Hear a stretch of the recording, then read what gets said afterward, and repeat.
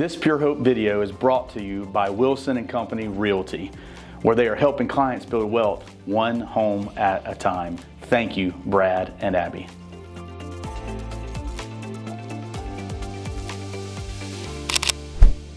A question I get often is, when we're having conversations about sex and identity and purity, is it different for sons and daughters? Well, let's jump into that.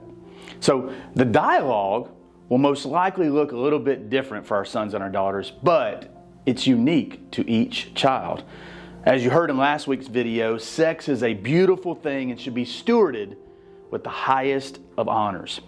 So yes, discussions around bodily changes during puberty, social pressures, or for example, they will address gender-specific topics, yes, but it's also important to remember that some concepts are important to address similarly. Yes, it's easier for a daughter to speak to her mother about certain things, but as we break down these barriers and the distortions of the enemy, then conversations become a little bit more open across different sexes, from daughter to father and son to mother. But one common way that we've distorted the story of sex and conversations about purity in the church is to split the core message.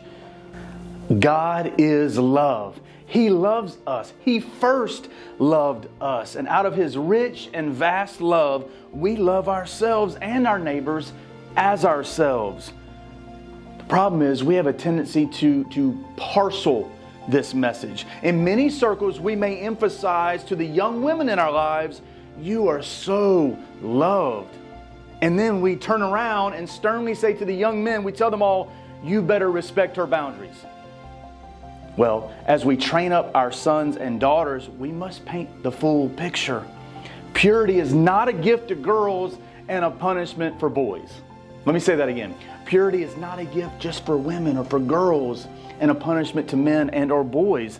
The pure life is a full, abundant, life-giving, pleasing pursuit for both men and women. But it's also important to know that men and women, boys and girls, struggle with things like lust and pornography. But both our sons and daughters need to learn about humility, kindness, consideration in their speech, actions, dress, how we present ourselves.